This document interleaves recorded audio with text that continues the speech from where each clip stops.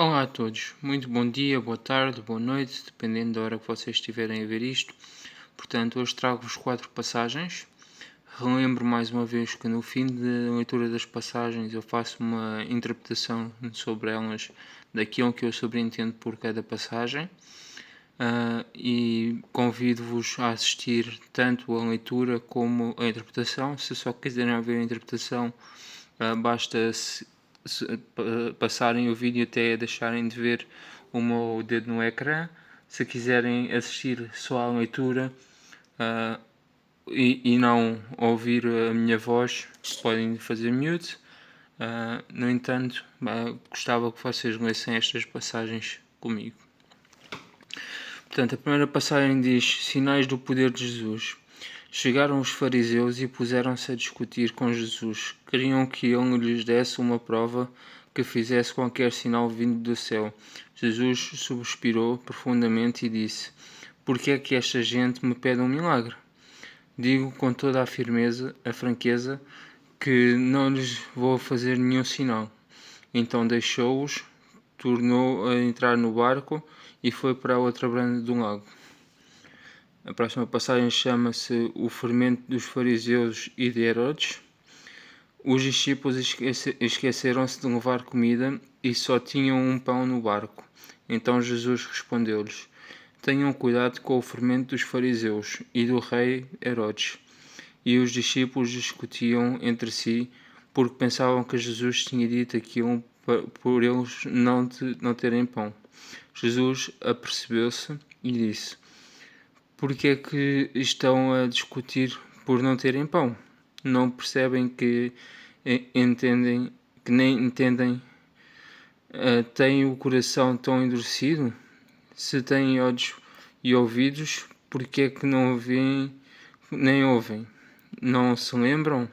Quando parti os 5 pães para dar de comer a 5.000 pessoas, quantos cestos recolheram com sobras? 12, disseram eles. E quantos recolheram quando partiu os 7 pães para 4.000 pessoas? 7, responderam. Jesus acrescentou: Então ainda não compreendem? A próxima passagem chama-se A Cura de um Cego em Betsaida. Jesus e os discípulos chegaram a Betsaida, trouxeram um cego e pediram a Jesus que lhe tocasse. Ele pegou na mão do cego e o levou para fora da povoação. Depois chegou-lhe saliva nos olhos, colocou as mãos sobre ele e perguntou: Vês alguma coisa? O homem abriu os olhos e disse: Vejo sim, vejo pessoas que parecem árvores a caminhar. Jesus pôs outra vez as mãos nos olhos e quando o homem voltou a abrir-os, já havia perfeitamente tudo quanto estava à sua volta. Mandou-o para casa e disse-lhe não entrasse, que não entrasse de novo na povoação. A próxima passagem chama-se Pedro declara que Jesus é o Messias. Jesus foi depois com os discípulos para as aldeias da região da Cesareia de Filipe e pelo caminho perguntou-lhes: Quem diz o povo que eu sou? E eles responderam: Uns dizem que tu és João Batista, outros que és Elias e outros ainda que és um dos profetas. Jesus acrescentou: E vocês, quem acham que eu sou? Tu és o Messias, respondeu Pedro. Jesus ordenou-lhes que não dissessem não dissessem isso a ninguém. Pois bem, mais uma vez eu tenho alguma dificuldade em ler em voz alta. Isso porque não está provado, porque eu nunca fiz nenhum teste, mas eu acredito que tenho um bocadinho de dislexia na leitura, em que as palavras me parecem outras quando eu estou a ler. E depois quando eu releio a palavra, ela parece uma palavra totalmente diferente do que aquilo que eu li anteriormente, e por isso torna-se assim um bocadinho difícil fazer uma leitura perfeita, mas com o tempo eu sei que lá vou conseguir chegar. Falando um bocadinho sobre as leituras, a primeira leitura fala dos descrentes, neste caso os fariseus, que pedem que Jesus faça um sinal e Jesus diz, não da forma como eu vou dizer, mas quase como da forma que eu vou dizer: eu não tenho que vos provar nada, por isso eu não vou fazer. E efetivamente isto é verdade. Nós não temos que provar nada a ninguém. A única coisa que nós temos que provar é a nós próprios, se nós somos ou não somos dignos das bênçãos que nós recebemos e dos sinais que nós fazemos instintivamente. Ou seja, nós não temos que provar ao outro que somos muito bons no nosso trabalho, temos que provar sim a nós próprios que a cada dia que passa somos melhores naquilo que fazemos e naquilo que dizemos. Na próxima passagem fala do fermento dos fariseus e de Herodes. Ora, aqui temos uma leitura que fala do pão que Jesus multiplicou, digamos assim, o milagre da multiplicação do pão, que conseguiu alimentar 5.000 pessoas, segundo o que diz aqui na escritura. Aqui, 5.000 pessoas. Isto, nos dias de hoje, é considerado por muitos crentes um verdadeiro milagre. Como é que neste caso 5 pães conseguem alimentar 5.000 pessoas, quase como cada pão desse para 1.000 pessoas. E aqueles que não creem vão dizer que cada um comeu uma migalha e aí ficou satisfeito. Mas eu acho que esta leitura não está, esta passagem não está a falar do pão físico, mas sim do pão espiritual. E o que é o pão espiritual? É a passagem da palavra, a leitura de uma palavra, de um trecho, neste caso, neste contexto onde nós estamos, um trecho bíblico. E digamos que esse pão não alimentou só uma pessoa, alimentou várias pessoas que o ouviram. E quando sobrou tempo, neste caso os cestos que sobraram, ainda deram para alimentar mais 7. E por isso acabava-se por dizer que aquilo que sobra das nossas palavras, há de haver alguém que as perceba ainda melhor do que a pessoa que realmente disse essas palavras. Na terceira leitura fala do milagre do cego. Neste caso, uma coisa interessante que eu desconhecia e passei a conhecer, ou que há tempos falei de que nós parecemos árvores andantes, de facto fala aqui nesta passagem que vejo pessoas que parecem árvores a caminhar, e isto faz-me lembrar de um pouco desse vídeo que eu gravei em que falei disso, em que nós parecemos que não temos movimentos livres, fazemos aquilo que nos ensinaram a fazer e só vemos aquilo que nos ensinaram a ver. E Jesus, neste caso, fez com que ao falar com este cego e ao lhe dar as suas mãos, ao segurar nele, peço desculpa, ao segurar nele, que acabou por lhe fazer ver para além do que aquilo conseguia ver. E aqui está, digamos, outro milagre de Jesus, que nos dias de hoje pode ser interpretado como uma leitura de uma pessoa que está a dormir e que não vê a beleza e a dança divina que nós fazemos, e que depois de algumas palavras e de alguma orientação começa a ver então esta dança divina que nós todos formamos. Na última passagem, em que Pedro diz a Jesus que ele é o Messias, do que eu me lembro, e agora não falando porque eu tenho todo o conhecimento da Bíblia, porque não tenho, eu vou descobrindo a Bíblia à medida que a vou lendo, e eu não me recordo de Jesus se ter auto-intitulado como Messias alguma vez. Vi sim muitas pessoas, já vi alguns textos em que o povo e os apóstolos o consideram Messias. contra um bocadinho aquilo que eu disse há uns dias atrás, de que talvez Jesus tenha sido apoderado pelo ego. Retiro um pouco o que disse no outro dia. Acho que ele não quis dizer isso, não quis dizer que ele é o Pai, mas sim que ele é uma semente, que ele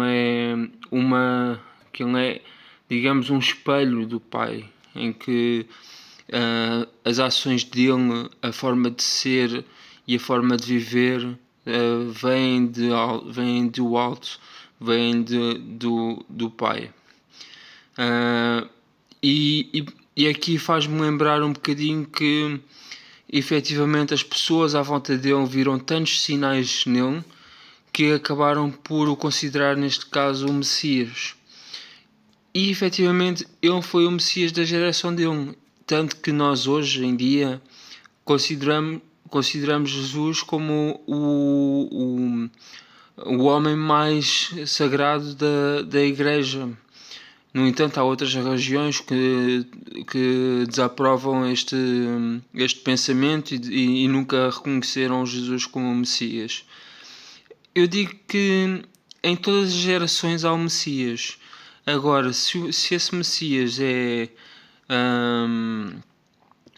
aceite e glorificado como Jesus o foi, hoje em dia eu acredito que Jesus merece toda a atenção e merece todo o respeito. No entanto, acredito também que a sua imagem e a sua personalidade foi idolatrada pela Igreja. E não é só Jesus que foi idolatrado. Os anjos e os santos que aparecem em imagens dentro das igrejas também acabam por ser um pouco de idolatria. Ora, o que é que significa idolatria? Idolatria é pegar em algo ou alguém, criar um símbolo e uma estátua em seu nome e usá-la para fazer adoração.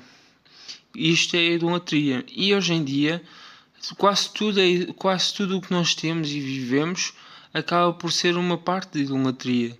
Porque, por exemplo, as bonecas das crianças e os animais de peluche acabam por ser uma idolatria a coisas não só criadas por Deus, mas também coisas criadas pelo homem. Por exemplo, a Barbie. A Barbie, que é um dos bonecos mais adorados pelas crianças. É quase como estar a incentivar a criança desde pequena a idolatrar uma personagem, a idolatrar alguém, a achar que aquela pessoa deve e é o modo de viver que as pessoas têm que ter. Mas na verdade, o que Jesus queria que nós fizéssemos é que nós amássemos uns aos outros como Ele nos amou. Tanto que é a lei que Ele diz na sua última refeição, na última ceia. Ele diz: Trago-vos uma nova lei, amai-vos uns aos outros como eu vos amei. E efetivamente o que Ele queria da humanidade era que nós fôssemos humildes ao ponto de entender que nós somos todos iguais. E se colocarmos alguém acima de nós estamos a idolatrar essa pessoa. Ou de forma figurativa, em que, por exemplo, os cargos, as hierarquias das várias fações, como por exemplo a tropa, questões militares, questões até mesmo do trabalho, em que nós temos o chefe, temos o subchefe, temos o líder e temos isto. E temos aqui e depois tem uma hierarquia, um esquema em árvore em que alguém manda em alguém, alguém manda em alguém, alguém manda em alguém, acaba no fim por acabar por se tornar uma idolatria, porque a pessoa que está abaixo não pode fazer nada sem ter a autorização e a aprovação da pessoa que está em cima. E acabamos por entrar num ciclo em que em que faz com que nós sejamos todos diferentes. É verdade que nós somos todos diferentes. No entanto, devíamos agir como se nós fôssemos todos iguais e como se fôssemos todos irmãos. E como é lógico, nós, para amarmos o irmão, não nos podemos pôr acima dele, mas ao nível dele. E, por exemplo, Se for um irmão brincalhão, brincar com ele. Se for um irmão sério, ter cuidado com as brincadeiras que se tem com ele. E tentar fazer do mundo um pouco um espaço melhor. Porque, pelo que eu percebo, na altura de Jesus havia muita opressão, havia muita perseguição e havia muito ódio entre as pessoas do povo. No entanto, também é verdade que havia muito mais união do que há hoje em dia, tanto que o povo se uniu para crucificar Jesus Cristo. E aí prova que existe mais união, havia também bastante união. E hoje em dia as pessoas também existe união, mas dentro da união existem muitos pequenos grupos em que cada um puxa a brasa para o seu lado. Eu hoje já me estendi demasiado na minha interpretação, apenas queria dizer algumas pontos-chave, como nomeadamente o cego de começar a ver padrões e sinais que não conseguia enxergar antes, falar também do descrente ou daquela pessoa que te pede para tu provares alguma coisa quando nós não temos que provar nada a ninguém, apenas temos que ser nós e provar-nos a nós próprios que conseguimos ser melhores de um dia para o outro e todos os dias e sermos sempre a melhor versão de nós próprios a cada dia que passa. E também queria falar um pouco na parte do pão, em que o pão acaba por ser a palavra e aquilo que Jesus fala da palavra dos fariseus. Por exemplo, toda a minha interpretação de hoje pode ser considerada um fermento do fariseu. No entanto, também pode ser considerado, se calhar, um fermento de Deus. E isso peço-vos a vocês que tenham o vosso discernimento e se quiserem comentar, que comentem, mas eu sinto que as minhas palavras não vêm só de mim, sinto que elas vêm do meu espírito, porque eu não as processo mentalmente, eu apenas as digo. Ou seja, eu acho em modo automático e eu acredito que o modo automático seja como se alguém nos estivesse a pilotar. E neste momento eu acredito que quem me pilota é alguém acima de mim e não alguém que me quer mal. E por isso desejo a todos a continuação de um bom dia, uma boa tarde, uma boa noite e um bem-aja.